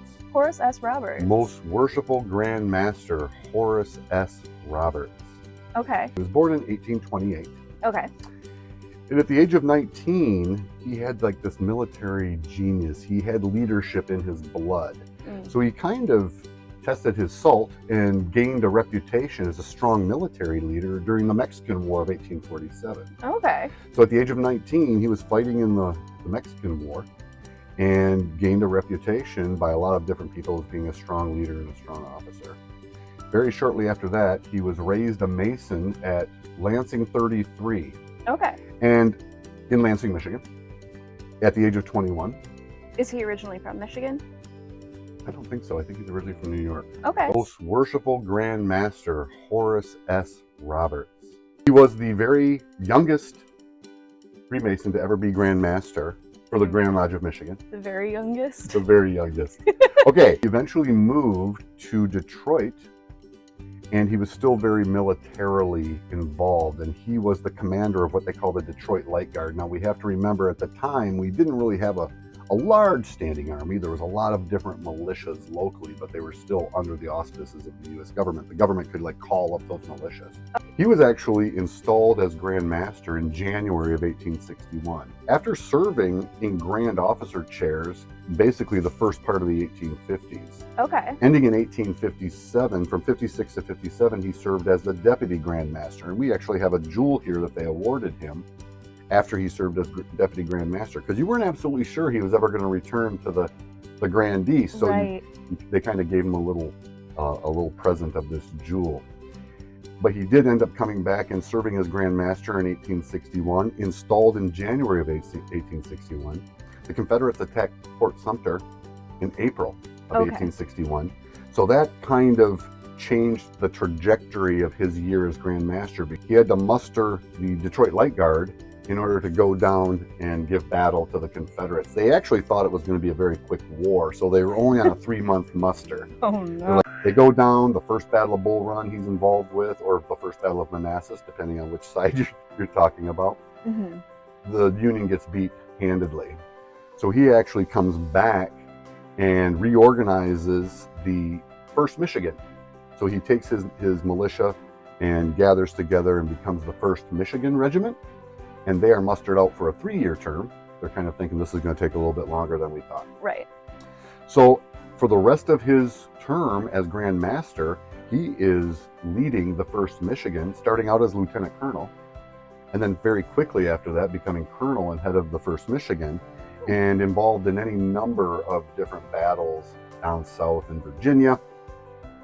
And he's actually wounded at the Battle of Gaines Mills about a month before the 2nd Battle of Bull Run and the 2nd Battle of Manassas. And that injury, the Ann Arbor newspaper actually said that he died. Oh. So they posted an obituary, and he hadn't been killed. He had been injured in the shoulder and was just convalescing. So one of those the rumors of my death have been greatly exaggerated moments. However, the bad news is about a month later, he went into the Second Battle of Bull Run, or the Second Battle of Manassas, and as the head of the 1st Michigan was on the very front lines of that battle.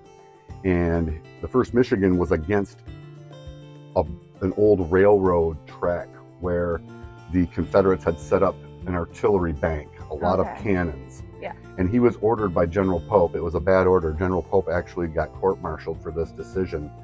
He was ordered to attack that cannon bank, and the 1st Michigan was basically annihilated. And Horace Roberts was killed during that battle in August of 1862, so it was shortly after he served as Grand Master. And he was stripped of all of the clothing and regalia that would have shown him to be an officer. Now, in the Civil War, if an officer was killed and he was identified as an officer, usually they'd gather his body together and send him back home as an honor for a funeral. But because of all of his regalia that showed him to be an officer was stripped from his body after the battle, he was buried in a mass grave with the rest of the 1st Michigan. So we really don't know exactly where Horace Roberts is these days. Horace Roberts was a member of Lansing 33, serving with Governor Brady as a secretary or an assistant at the Capitol.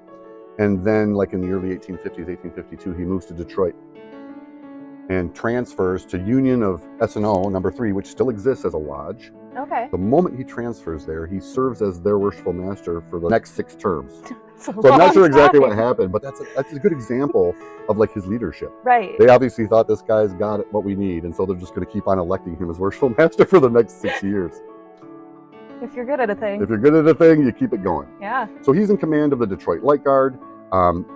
He gets mustered up to serve the Civil War. Horace Roberts starts out as a lieutenant colonel, very quickly gets promoted to colonel of the 1st Michigan, and when he's killed at the Second Battle of Manassas, or the Second Battle of Bull Run, his body was never discovered. He was buried in a mass grave with those men that he had commanded. Union of Strict Observance number 3 actually put up a memorial to him in Elmwood Cemetery in Detroit. You can still see it today. That's not a gravestone. That's not his grave site. His grave site is unknown. So that memorial that's in Elmwood Cemetery today is kind of like his lodges honoring his courage, him as a very significant master and leader of their lodge. He was so young. He was only 34 when he was killed. So many different things with Horace Roberts that I don't want to leave anything out. He cut his teeth in the Mexican War, kind of impressed people with that. He came to Michigan and joined Masonry, served as an assistant, a secretary to the Governor Brady in Lansing. So after moving to Detroit in 1853, he became the Detroit City Clerk. Okay. And then shortly after that became the Wayne County Registrar of Deeds, which were kind of like the very first stepping stones for local government. But that's why I sometimes argue that if he hadn't been killed in that battle, just his trajectory in the military or in the municipal government, he was so young. He was only 34 when he was killed because he served as Grand Master at the age of 33. The next year he was killed in that Second Battle of Manassas. And it's very possible that he had enough time to really become much more prominent in government. Yeah, get a real foothold in Washington. Get a real foothold in Washington. You never really know what his plans were, but just at this age, the whole world was available to him. Unfortunately, because he was a very devoted soldier and devoted officer, he followed these horrible orders from General Pope and attacked that artillery bank of the Confederates and lost his life in that battle. Most worshipful brother, Horace S. Roberts, is what we refer to as the Civil War Grand Master, primarily because he was the sitting Grand Master at the beginning of the Civil War, and he had ended up losing his life during the Civil War. During the year of his term, he only served like those first 4 months, from January to April. Right, and then he was real busy. So then when you see other documents that are in the archives of the Grand Lodge of Michigan here at the museum and library, almost all of the remaining documents and decisions were done by the Deputy Grand Masters. The annual communication in which Horace Roberts would have presided over as Grand Master was presided over by the Deputy Grand Master at the time. Okay. And really all he said was the Grand Master apologizes for his absence, that he's currently out of state, which is a nice way of saying currently dodging bullets. Right. So Horace Roberts, a great Freemason, a very important leader within our fraternity, especially in the Grand Lodge of Michigan, and the youngest Grand Master to ever serve in that position in the Grand Lodge of Michigan, and he served at the age of 33. Amazing. Amazing. And he was killed at 34. Bummer. Now, you probably know a little bit about Horace Roberts. Anything you want to share with us that you know, or do you want me to do all the talking? I know absolutely nothing about Horace Roberts. Oh, that's perfect. That opens other things than wide for me. what you have shared already, that he was the youngest Grandmaster, but that's all I knew before we started this. Youngest Grandmaster, serving at the age of 33. Is there like an age restriction for that position, or like president you have to be like 35? There is no age. Okay. At the time, you had to be 21 years old to be a Freemason. Mm-hmm. Now in Michigan, you only have to be 18. Okay. But when Horace Roberts served or was a Freemason, you had to be 21 years old. And he Okay. joined right when he was 21. Wow. Now, theoretically, you could be Grandmaster at the age of 21, but you don't have all of the experience that's probably going to get you elected as Grandmaster. Right. And even though now we have kind of like running the line, where somebody joins the Grand Line at a, I don't want to say a lower level, but it's in a more approachable level. They have kind of like a line of officers that you can follow, and each year you go to the next officer until you become Grandmaster. Back in the 1860s, that really didn't exist. You could pop Okay. in and pop out of Grand Line. And this is kind of what Horace Roberts did. He actually started as Junior Grand Deacon. This is our presidential apron display, and we talked about our Washington apron before, and I was hoping we could talk about this other apron. Yeah, this is what we call the Taft apron. And you've probably heard me give tours on this over and over again. So you could probably do it yourself, but I will save you from that pain. Oh, thank you. So 14 out of our 46 presidents have been Freemasons. Mm-hmm. One of those was William Howard Taft. And this is an apron that was actually worn by him at a Master Mason degree down in Alexandria Lodge number 22, which is now called Alexandria Washington Lodge number 22. That makes sense. And the reason it's called that is because George Washington served as their first charter worshipful master when they were formed in Alexandria, Virginia, which is right across the river from Washington, D.C. Mm-hmm. So George Washington's kind of like our rock star. Yeah. Freemasons kind of treat him as something special. Not just the United States treats him as something special as the first president, but we treat him as something special because he was our first president who was also a Mason. So in 1911, the Brothers of Alexandria Washington Lodge number 22 were celebrating George Washington's birthday, and they decided to celebrate that by inviting the Grand Lodge officers of the Grand Lodge of Michigan down to Alexandria to confer a Master Mason's degree. And that was kind of rare back then. Right. Why Michigan Masons? Well, I'm not really sure what the connection was. Okay. Somebody must have known somebody in Virginia, or there must have been some kind of connection. Most of these Grand Lodge officers end up knowing the brothers from different jurisdictions all the time. Right. So you can become quite good friends with brothers from what we call foreign jurisdictions. So the Grand Lodge of Michigan and the Grand Lodge of Ohio are foreign jurisdictions, but they still get together for meetings and annual communications quite often, and they travel around and know each other sometimes. But to tell you truthfully, I'm not sure exactly why. Okay. But the idea of the Grand Lodge officers coming down to confer a Master Mason degree was kind of a rarity back then. Mm-hmm. Now, things have changed a little bit recently. The Grand Lodge of Michigan has been doing combined degree work with, let's say, the Prince Hall Grand Lodge of Michigan as well. And they have participated in actually conferring degrees a little bit more often than they did back in 1911. Okay. 1911, it was rare. Okay. Grand Lodge officers will get together and dedicate buildings. They'll lay cornerstones. There are ceremonies that they often do, especially back in 1911. But conferring a Master Mason degree was kind of a rarity and a big deal. Well, at the time, they went down there. They said, hey, the President of the United States is a Freemason. Let's invite him over. So he was nice enough to come over. It was right across the river.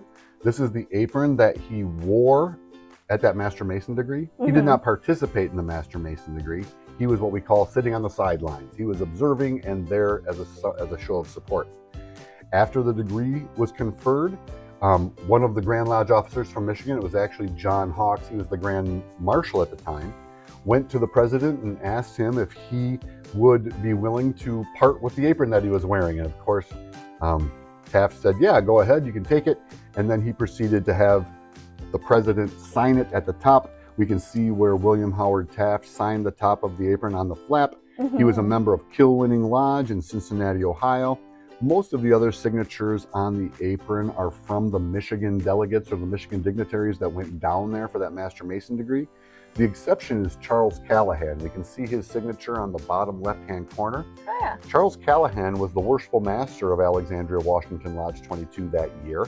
So that was kind of a special thing, but probably more importantly, he was instrumental in getting the property together for the George Washington Masonic National Memorial, which you can still see to this day in Alexandria, Virginia. It's on a great big hill, stands up as a very tall building. You can't miss it.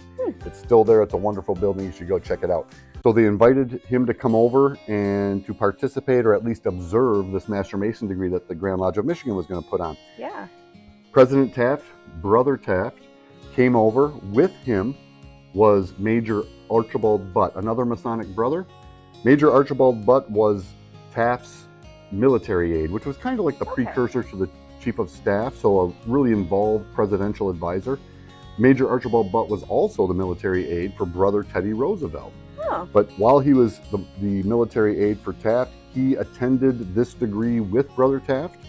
Now, we know that because we can see documentation in books that Archibald Butt had attended that degree with him. However, Archibald Butt did not sign the apron. And I wish he had signed the apron. Right. Because if he had signed it, this wouldn't just be a presidential artifact or a Masonic artifact. It would also be a presidential artifact, a Masonic artifact, and a Titanic artifact. The Titanic. Because Major Archibald Butt was one of the 19 Freemasons to go down and die in the Titanic a year later. The Titanic happened in 1912. This apron was signed, and Brother Major Archibald Butt was in attendance at this degree in 1911, a year before he would lose his life during the sinking of the Titanic.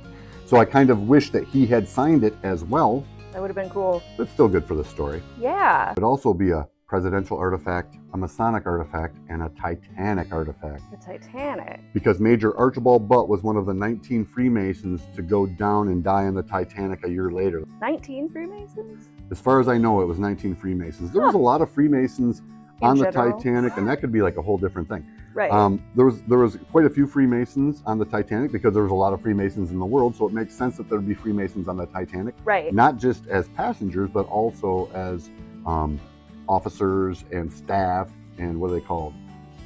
People that ran the ship. Crew. Not just as passengers, but also as crew. So it's very interesting if anybody's seen the movie and the musicians are playing at the very end before it sinks. One of those musicians was a Freemason. Oh. Not all of them, but one of them was. That's cool. Unfortunately, he lost his life on the Titanic as well. Yeah. But this is not a Titanic story.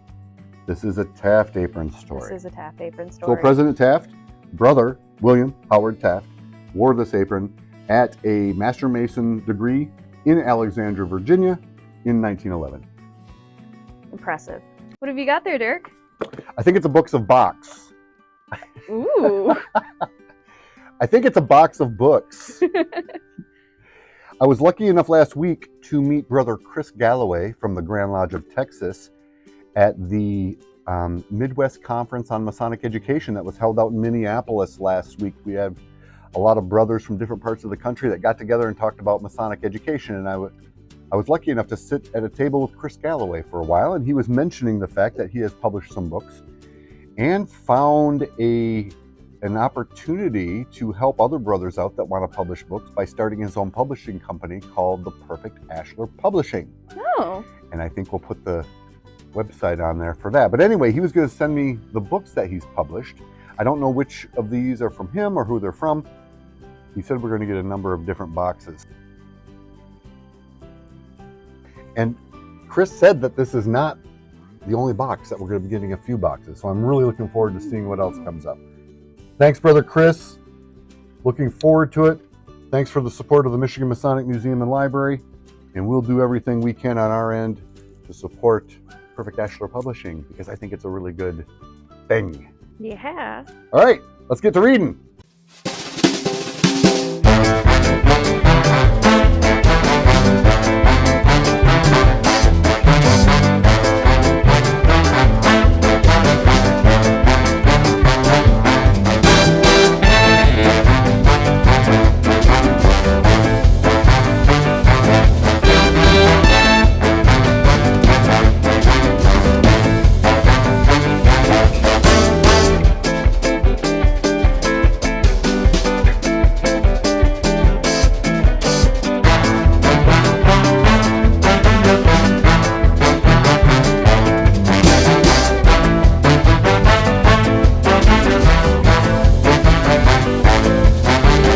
All right, what are we talking about today?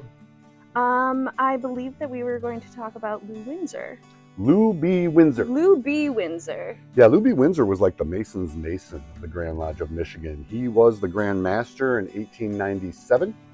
He was the Imperial Potentate of the ancient Arabic Order of the Nobles of the Mystic Shrine, also known as the Shriners. He was their Imperial Potentate. That means he was the head of the whole thing countrywide. In 1901, he was the Grand Secretary for the Grand Lodge of Michigan for over 30 years. Basically spent the last 30 years of his life before he died in 1936.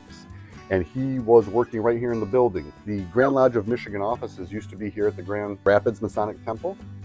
And when that occurred, he was living about a block south of here and was working out of this building every day. Lou B. Windsor was a lawyer. He lived in Reed City. Okay. And he joined Reed City Lodge, which is now, surprise, surprise, called Lou B. Windsor Lodge, named after him. You kind of gotta. Very active in just about every Masonic organization. He was Grand Master of the Grand Lodge of Michigan. Mm-hmm. He was Grand High Priest of the Grand Chapter of Royal Archmasons. He was the Grand Patron of the Grand Chapter of the Order of the Eastern Star. And he was also very active in the Scottish Rite. He was the deputy for the state of Michigan in the Northern Masonic jurisdiction of the ancient accepted Scottish Rite, which is kind of like the leader of Michigan. He was the grand person of just about every appendant body that Michigan had to offer, except I think the Knights Templar. He wasn't he wasn't head of the Grand Commandery, but he was the head of the local commandery. Collecting titles like their Pokemon. I don't know if he was a title collector, but he's kind of like iconic traveling man. He's kind of like the iconic traveling man. Freemasons a lot of times will refer to each other as traveling men. Okay.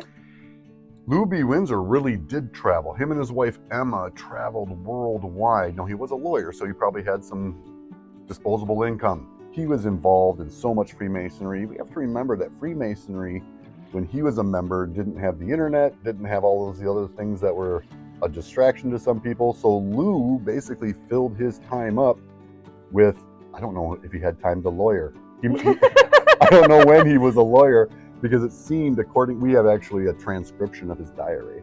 Oh. And in that diary, it says that he spent a lot of time traveling to different communities to drill for the Knights Templar, to attend a degree, to do all sorts of things. So he spent a lot of time traveling around Masonically to help other people, and traveling around as part of vacation to see the world. He traveled around with his wife Emma. We've got photographs of him all in Egypt, all sorts of weird pictures of him exploring different parts of the world. Right. There were some really cool ones with the Grand Canyon too. Yeah, when he's on, is that when he's on the donkeys? The donkey or the yeah. Mm-hmm. And then fishing, and it's usually with his wife Emma. You can see her in there with him, so she traveled a lot with him. The Imperial Potentate? The Imperial Potentate. Potentate is for all of the United States, so that would have involved a lot of travel too, right? Yeah, I imagine in the early 1900s that was a hard thing to organize. All by train and boat. Yeah. As a matter of fact, I think one of the things that he was involved with, and we'll have to see if we have pictures of it, was kind of like a pilgrimage to Hawaii. Oh, fun. So he had to go by train to, I don't know, California. Yeah. And then by boat to Hawaii. So no, traveling was not an easy thing. No. It was slow. It was tiring. And for a man that seems to have been, I don't know if you would call him the best of shape in the world, it must have exhausted him. Yeah. But he did it. So that's Uncle Lou, most worshipful Lou B. Windsor, past Grand Master of the Grand Lodge of Michigan. He served in 1897. What are you doing? I'm fixing this frame. It keeps getting crooked. Interesting. You want to hear the story? I would love to hear the story. You're not afraid of ghosts, are you? No. Well, we think that Lou B. Windsor, or who I lovingly refer to as Uncle Lou, is the reason we're on the Grand Rapids Haunt Tour. Okay. And I'm not going to get into specifics, but put it this way. He worked and lived very close to this building for at least 30 years. Mm-hmm. And people have said that they have seen him roaming the halls much more recently. But I tell you what, almost every single story that's involved with his apparition, if you want to think of it that way, he is just helping people find where to go. He's a very helpful, beneficial spirit, if you believe in those things. But Uncle Lou is just kind of helping people find where they need to go. That's not too bad. Not too bad. If you're going to have a ghost in your building, a helpful ghost is always the nicer ones to have. Yeah. So that might be why this frame is always out of whack, or one of us isn't paying attention when we're walking by. One of those. He's kind of like iconic traveling man. Freemasons a lot of times will refer to each other as traveling men. Okay. Lou B. Windsor really did travel. Him and his wife Emma traveled worldwide. Very interesting guy. And maybe now he's traveling around different dimensions. Maybe, or he's decided to stay put for the rest of his He traveled enough when he was alive. He's going to be here so now. So he decided just to stay put. I didn't know we were on the Haunted Grand Rapids Tour. You didn't know we were on the I didn't know. Yeah, we're on the Grand Rapids Haunt Tour. Like, I've heard the ghost stories, but I hadn't heard that it was that official. Yeah. Well, I don't know if that's official. It's a part of a tour. A company that gives tours of haunted areas found out about a couple of stories and decided to start giving tours around this building, too. I have been here for a long time. Mm-hmm. I have never seen Uncle Lou except in photographs. That's fair. And in a portrait. We have a great big portrait of him in between the 6th and 7th floor in the stairwell. Mm-hmm. So a lot of times that's what people see and say, that's the guy that showed me where that room was. And I said, that's impossible because he died back in 1936. But maybe his ghost did. Maybe. Hey, I got our next delivery from Chris Galloway and Perfect Ashlar Publishing. Chris is out of the Grand Lodge of Texas and has his own publishing company that helps Masons get Masonic books published. So I got my trusty Uncle Henry knife out to do an unboxing. So this is the second box we received from Chris.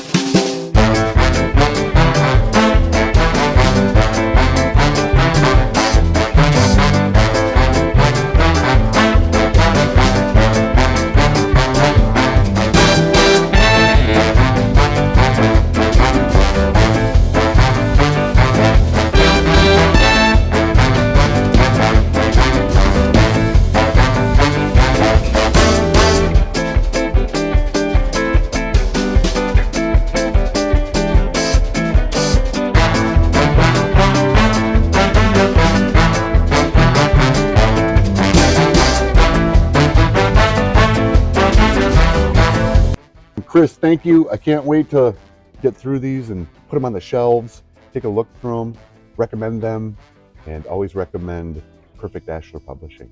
Thanks, Chris. Thanks, folks. We'll talk to you later. Let's get to reading.